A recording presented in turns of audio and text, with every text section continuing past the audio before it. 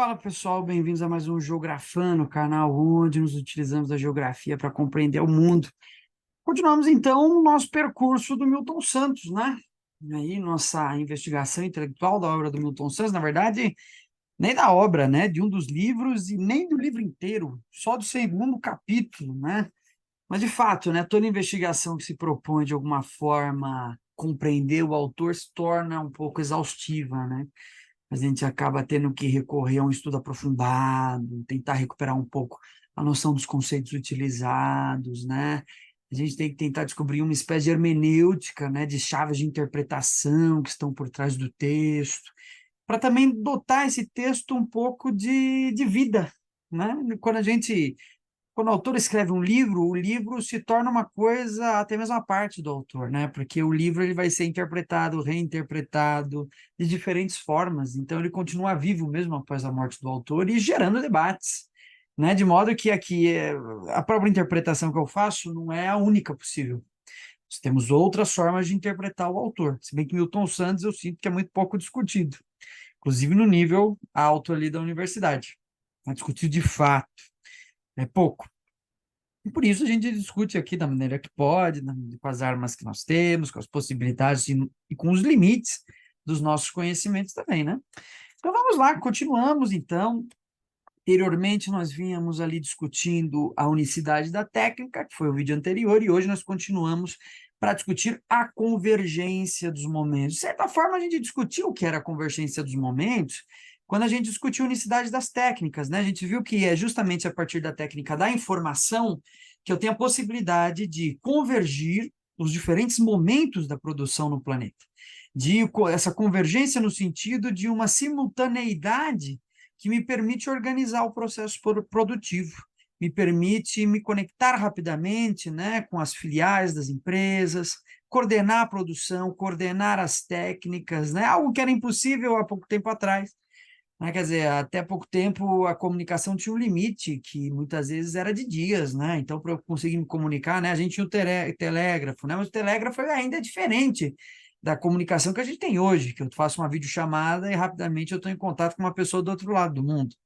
Então, a gente tinha a tecnologia dos telégrafos e também uma tecnologia, e aí entra a geografia aqui, tinha uma espacialidade, seria importante uma geografia dos telégrafos, por exemplo, né? Seguindo a ideia do Milton Santos de filosofia das técnicas. Cada técnica representa um novo momento da história. As grandes técnicas causam grandes rupturas. A técnica da globalização, que é a técnica da informação, ela causou uma grande ruptura no processo produtivo, na forma como nos entendemos como sociedade. Então, daí essa importância, essa centralidade da técnica, e ela que vai explicar, então, essa questão que é a convergência dos momentos. Então, vamos lá, continuando. Então, 3, a convergência dos momentos. Então, vou ler lá para vocês.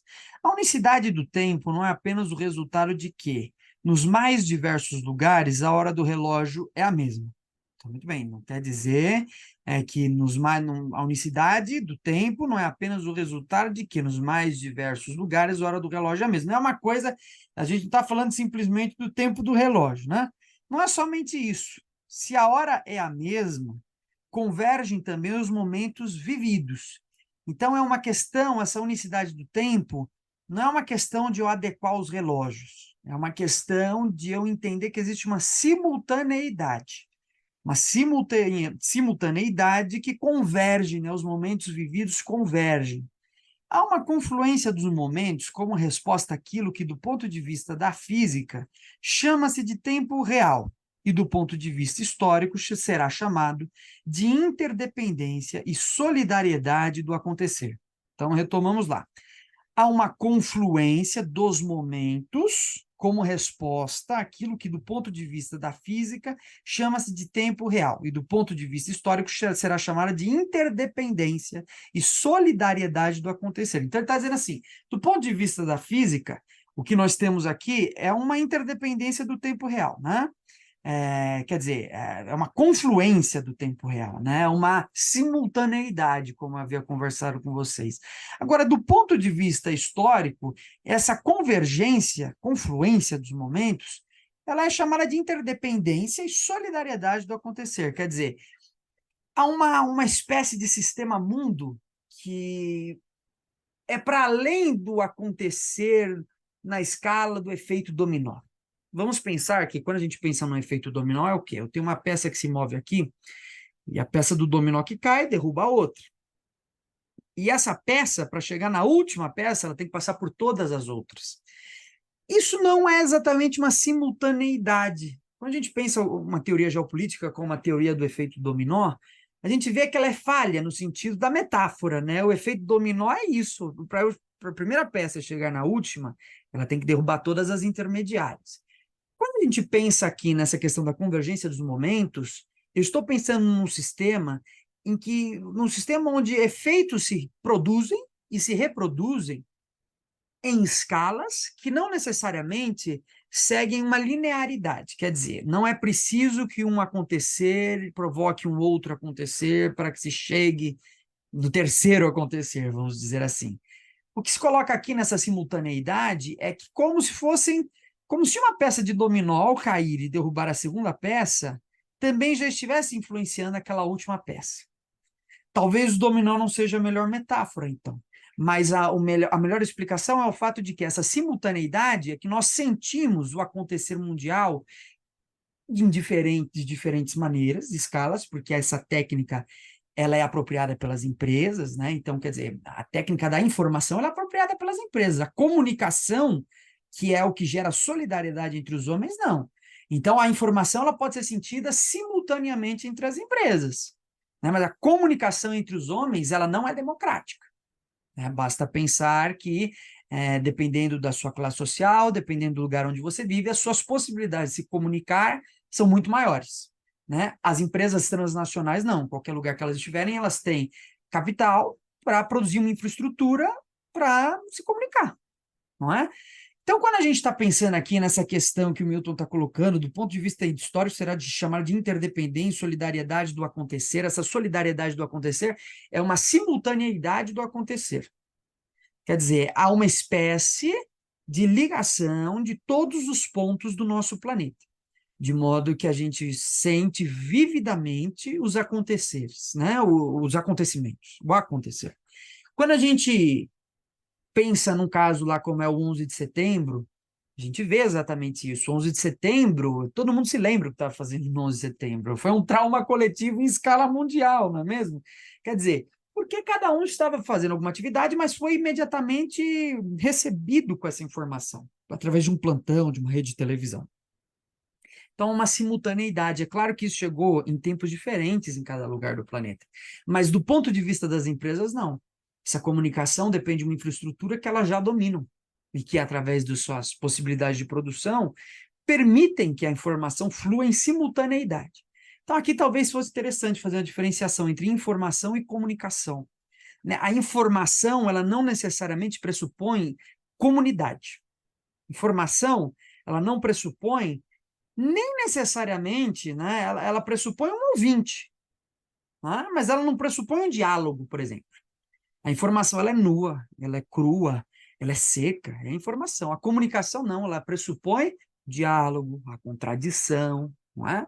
Então a informação, ela na verdade é elemento técnico e uma técnica dominada das grandes empresas, enquanto a comunicação faz parte da nossa vida em sociedade. Cada vez mais ela vem sendo substituída pela informação.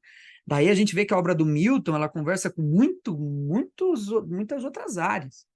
A gente pensar hoje que a técnica da informação ela está se transformando com uma técnica do poder, né? Por exemplo, as fake news é uma técnica da informação. É o modo como as empresas encontraram, é o modo que as empresas encontraram de utilizar a informação para produzir consequências com finalidades políticas. Isso é a fake news, né? Então, para a gente desdobrar um pouco também a obra do Milton, né? Então, lá, tomada como fenômeno físico, a percepção do tempo real não só quer dizer que a hora dos relógios é a mesma, mas que podemos usar esses relógios múltiplos de maneira uniforme, certo? Então, eu posso daí, por exemplo, a gente pensar fuso horário. Né? O fuso horário, a gente estuda fuso horário no ensino médio porque nós vivemos o tempo da globalização, não é? Não faria sentido uma aula de geografia no século XVIII, XIX, focar nesse tema, né? Focar no tema dos diferentes, inclusive com convenção, né? Porque Não faz sentido. A gente está falando, o fuso horário só faz sentido numa economia globalizada. Eu só preciso ajustar meu relógio no contexto de uma economia globalizada, não é mesmo? Então, lá, resultado do progresso científico e técnico, cuja base se acelerou com a Segunda Guerra, a operação planetária das grandes empresas globais vai revolucionar o mundo das finanças, permitindo ao respectivo mercado que funcione em diversos lugares durante o dia inteiro. Bem, então, a gente calcula os fusos horários, né, e o mercado mundial, ele não para, né, possui essa simultaneidade, né. O tempo real também autoriza usar o mesmo momento, então o tempo real também autoriza usar o mesmo momento a partir de múltiplos lugares. E todos os lugares a partir de um só deles. Então, vamos lá. O tempo real, esse tempo físico que o Milton está falando, também autoriza usar o mesmo momento, então, o mesmo momento a partir de múltiplos lugares. Então, esse mesmo momento ele é sentido a partir de múltiplos lugares, e todos os lugares a partir de um só deles. Né? Então, sim, todos os lugares a partir de um lugar só. E também eu sinto, né, o mesmo momento a partir de lugares diferentes, essa simultaneidade, essa espécie de,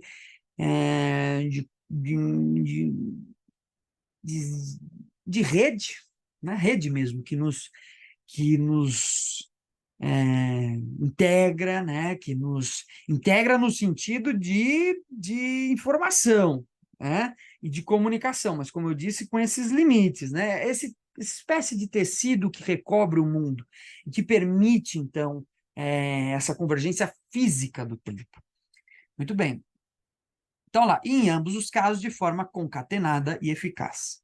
Com essa grande mudança na história, tornamo-nos capazes, seja onde for, de ter conhecimento do que é o acontecer do outro. Bom, a gente só pensar que hoje eu acesso o Google rapidamente, se eu escrever só França e colocar em notícias, eu sei dos últimos acontecimentos na França.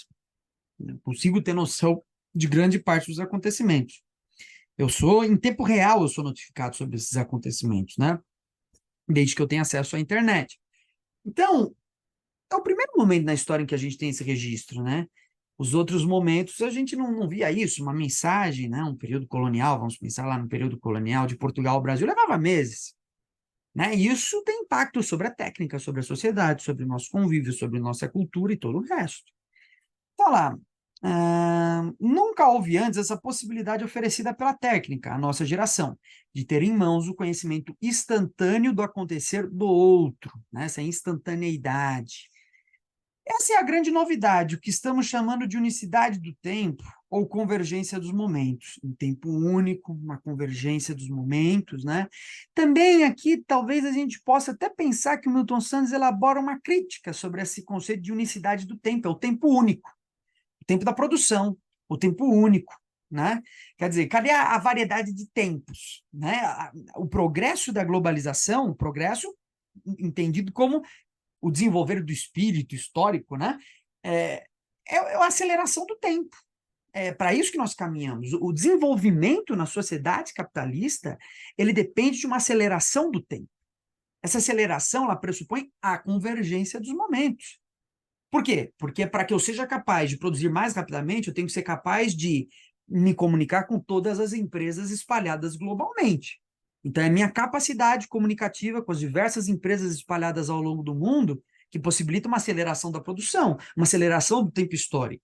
E isso a gente sente espacialmente, só a gente pensar que o tempo da cidade é um tempo diferente do tempo do campo. O tempo do campo é o tempo, muitas vezes, até o tempo natural, da natureza, né? Quer dizer, a safra depende. Claro que hoje a gente tem vários desenvolvimentos técnicos, né? Mas às vezes não tem escapatória, a safra vai depender da estação do ano. E dependendo da estação do ano, então eu tenho o tempo regulado pela natureza, que é esse tempo entendido de forma mais lenta, né? Enquanto do outro lado eu tenho o tempo das técnicas, o tempo capitalista, o tempo da produtividade. Não por acaso a gente vê um monte de gente hoje com ansiedade, né? Quer dizer, a ansiedade é o quê? É um problema psíquico de tempo. A pessoa que está com a expectativa no futuro, né? O medo do que vai acontecer no futuro, né? Medo do que da expectativa que está no futuro, e daí essa aceleração contribui, então, para sintomas psíquicos, por exemplo, né? Muito bem. Então, ó lá. Então, essa é a grande novidade, né? O que estamos chamando de unicidade do tempo ou convergência dos momentos. A aceleração da história, que o fim do século XX testemunha, vem em grande parte disto. Mas a informação instantânea e globalizada, por enquanto, não é generalizada e veraz, porque atualmente intermediada pelas grandes empresas da informação. Então, como eu disse, a informação ela não é democrática. A informação é um elemento estratégico. Me lembro muito bem do Milton, quando ele criticou presidente FHC, dizendo, olha, a obrigação do presidente é criar mecanismos de combate ao racismo, porque o Estado domina a técnica da informação. Talvez quando o Milton tenha dito isso, ele tivesse alguma razão. Hoje, talvez, quem detenha, talvez não, com certeza, quem detém a maior parte da informação são as empresas, não o Estado. É claro que as empresas podem fornecer ao Estado, quando solicitadas, dependendo da informação, dependendo da pressão, dependendo de todo o jogo político, né? Dependendo dos acordos, às vezes é mais fácil, às vezes é mais difícil. Né? Mas é importante entender que as técnicas, uma técnica que é produzida e que é um elemento de criação de um novo momento histórico, ela não é democratizada. Não é porque a técnica foi produzida, tudo bem, ela foi produzida e impactou todo o desenvolvimento dessa sociedade, todas as nossas formas de socialização. Não quer dizer que as pessoas, que nós, meros mortais, que não somos donos de grandes empresas, que nós tenhamos o domínio sobre a técnica. Nada garante isso. As técnicas, então, as técnicas da informação são hegemônicas. Dependem de grandes empresas. Na verdade, empresas transnacionais e multinacionais. Empresas que não têm capacidade de se produzir a nível mundial porque não dominaram a técnica da informação, né, que é fundamental, ou não tem capital, infraestrutura para aplicar no desenvolvimento dessa técnica, dessa logística. Né? Então, esse conjunto técnico está na mão de poucos. Esse é o grande problema, como a gente já conhece desse livro, né? Está na mão de poucos. A informação, ela não se tornou comunicação. A informação circula entre os meios hegemônicos, não entre o povão, não entre a sociedade. Muito bem. E quem são os atores do tempo real? Somos todos nós? Esta pergunta é um imperativo para que possamos melhor compreender nossa época. A ideologia de um mundo só e da aldeia global considera o tempo real como um patrimônio coletivo da humanidade. Mas ainda estamos longe desse ideal, todavia alcançável. Então, ele está dizendo, ó, esse tempo real, que ele chamou também de tempo físico, né? Ele é muitas vezes produzido a partir de uma ideologia que é a ideologia da aldeia global. É aquela ideologia que é a mesma ideologia da globalização como aparência, ou a globalização como fábula. Né? Quer dizer, é a ideia de que a globalização, a principal marca da globalização, é a capacidade de que todos nós temos de nos comunicar. Né? Então, não é verdade. Né? Isso daí é uma fábula. Né? A gente não pode definir a globalização como uma expansão das comunicações. Né? Na verdade, ela é, antes de tudo, uma concentração. Não é porque uma expansão não significa democratização. Expansão, muitas vezes, tem esse sentido espacial. Talvez a gente pudesse falar nos termos de desenvolvimento de técnicas da informação, mas que são técnicas que foram concentradas. Ah, mas tudo bem, mas hoje eu consigo, com um smartphone, fazer uma ligação, uma videochamada com uma pessoa em outro lado do mundo. Beleza, ótimo. Mas isso não são as informações hegemônicas. A nossa capacidade de comunicação aumentou desde que eu tenha o capital necessário, eu tenha a remuneração necessária, a renda necessária para acessar esses dispositivos de comunicação. Senão, também, ela me é negada, não é mesmo?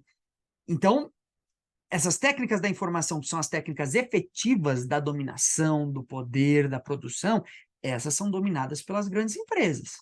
Essas nós, meros mortais, não temos acesso. Né? É só pensar que as grandes empresas têm um big data enorme, né? Ou seja, uma grande base de dados, elas têm uma logaritmização. Então, as pessoas que acessam a rede social estão sujeitas ao processo de logaritmização, de serem mapeadas. Nem quem consegue fazer isso? Né? Na escala que essas empresas fazem. Isso é técnica da informação e por isso ela não é democrática. Então, continuamos. A história é comandada pelos grandes atores desse tempo real, que são, ao mesmo tempo, os donos da velocidade e os autores do discurso ideológico. Esses que produzem essa globalização, esses são os donos desse tempo real, dessa simultaneidade. Esses sim têm uma capacidade de acesso à informação que nenhum outro tem. Nenhum de nós aqui tem acesso à informação que essas grandes empresas têm. Essas grandes empresas são capazes de mapear o inconsciente coletivo. Ninguém aqui é capaz de fazer isso. Ah, mas eu conheço alguém que desenvolveu um logaritmo para um site tal, que mapeia a pessoa. Primeiro, não chega nem perto da possibilidade de desenvolvimento dessas grandes empresas. Segundo, que num nível muito mais restrito. As grandes empresas hegemônicas que têm essa capacidade de coordenação, de produção de informação e por aí vai, né? Então, lá. E também, esses que são donos da velocidade também são os autores do discurso ideológico, dessa globalização como fábula, né? Dessa expansão de uma expansão de comunicação que não é verdadeira. Né? A comunicação ela se expandiu porque nos foram introduzidos novos mecanismos técnicos, o celular, a internet com maior velocidade, mas, ao mesmo tempo, foi concentrada, né, na mão de poucos a possibilidade de se comunicar e de produzir informações. Muito bem, os homens não são igualmente atores desse tempo real. Fisicamente, isto é, potencialmente, ele existe para todos. E aí que vem a globalização como fábula, ela está muito em cima desse tempo físico. O tempo físico é o quê? O tempo da física. O tempo sentido como o passar do tempo, como a transformação. O tempo da entropia, do envelhecer, do desgastar-se, do passar o tempo. E esse é o tempo físico.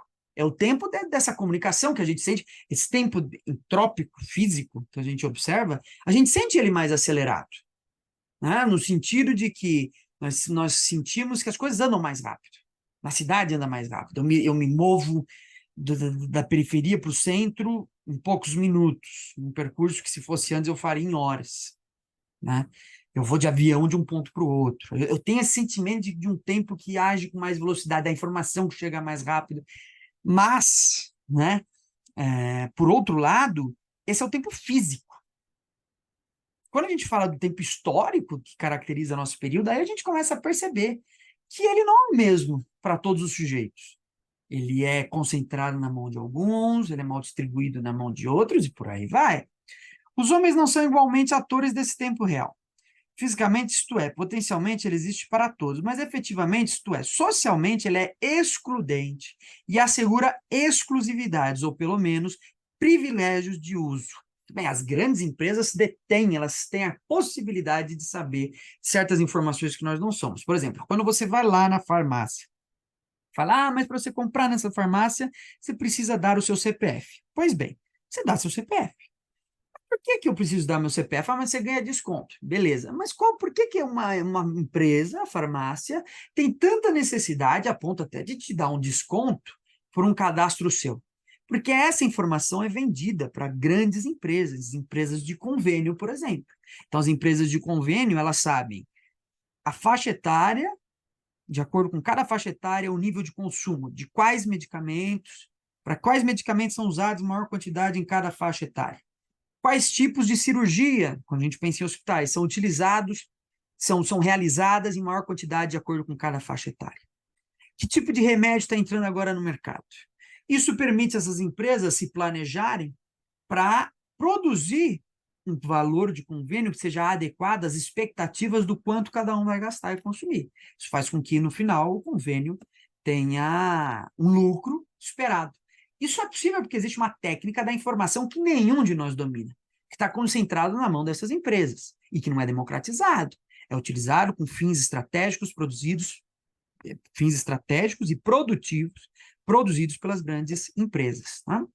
Tá lá, como ele é utilizado por um número reduzido de atores, devemos distinguir entre a noção de fluidez potencial e a noção de fluidez efetiva. O tema da fluidez aparece muito no Milton Santos, né? Até porque essa questão da fluidez está muito relacionada com a globalização, né? Vamos pensar um fluido, né? A capacidade que os fluidos têm devido às suas ligações químicas, né? Vocês sabem lá o básico do ensino médio, um fluido, a gente tem o sólido, que é o nível mais forte de ligação entre as moléculas de uma determinada estrutura, entre os átomos, né?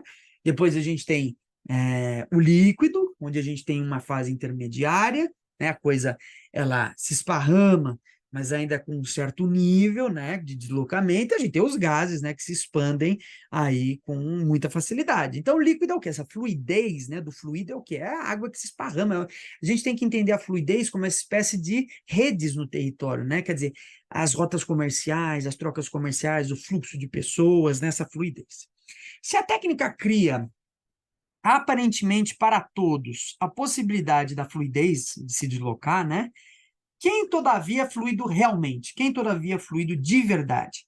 Que empresas são realmente fluidas? Que pessoas? Quem, de fato, utiliza em seu favor esse tempo real? A quem realmente cabe a mais-valia criada a partir dessa nova possibilidade de utilização do tempo? Quem pode e quem não pode?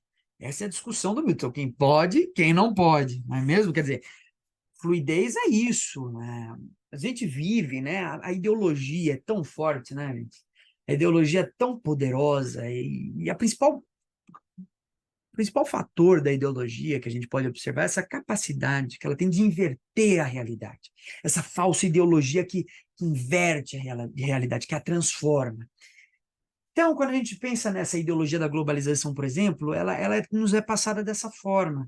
Essa globalização que é a fluidez total das pessoas, é o deslocar-se, é o comunicar-se. Mas espera lá, que pessoas, quem de fato utiliza em seu favor esse tempo real? Né? Quem pode e quem não pode? Né?